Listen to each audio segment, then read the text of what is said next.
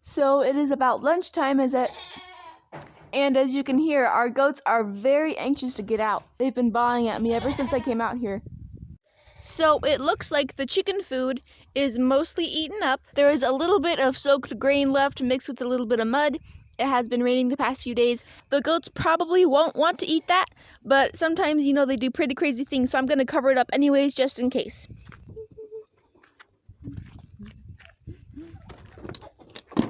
So we've had this weird thing for quite a while. I think it's a sandbox lid.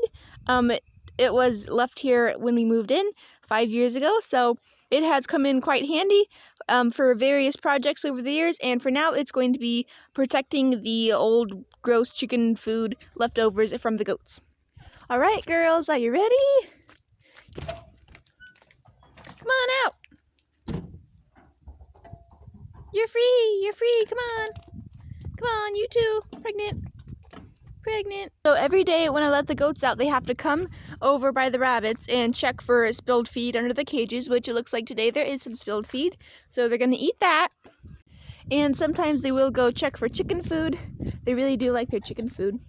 But we do a pretty good job of keeping it away from them because eating all this nasty grain and stuff, especially chicken food, is not good for you. So as you can see, this is our turkey tom. And this is a goat. So they're about the same size.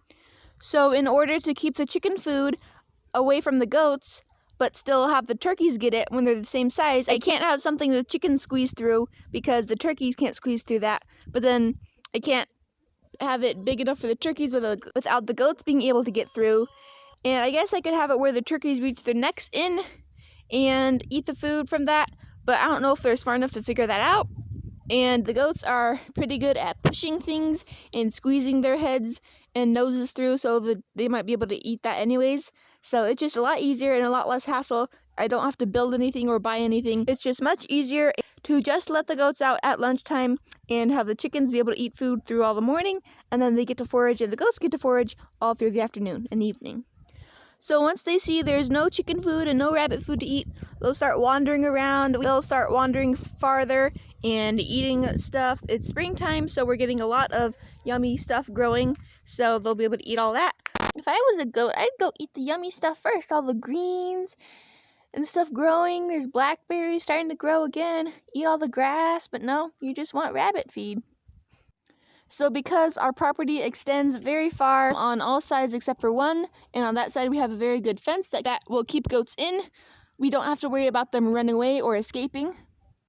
And it's actually very interesting how close they stay to the house.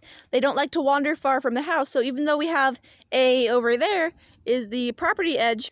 So this is the barn, and then if you turn the beehives, and then there's a slope down, and the slope's up, and then there's a fence, is a barbed wire fence right there. And on the other side of that fence is our neighbor's property. The goats really don't travel down there at all because they like to stay close to the barn. I don't know if that's just our goats or goats in general or what, but they really do like to stay close to their house. Do you like to stay close to your house? You don't like to go far, do you? You like to stay here.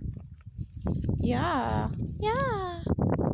So we only free range our goats during the winter because in the summertime, this is our garden. And in the summertime, in spring and summer and fall, we like to grow things like peas and green beans on climbing up the wire fence. That's the perimeter fence around our garden. And the goats will eat those all up. And so we can't really grow anything there, which is kind of sad. So that is why we keep our goats on pickets through the spring, summer, and fall. And we only have them out during the winter. So even though we could free range our goats all year, we don't.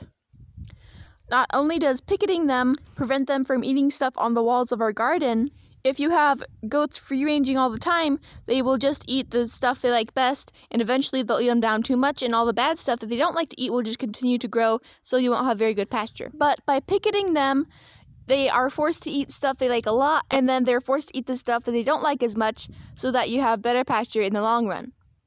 But in the wintertime, when nothing is really growing, it's fine for them to forage and eat dead leaves, and it's perfectly fine.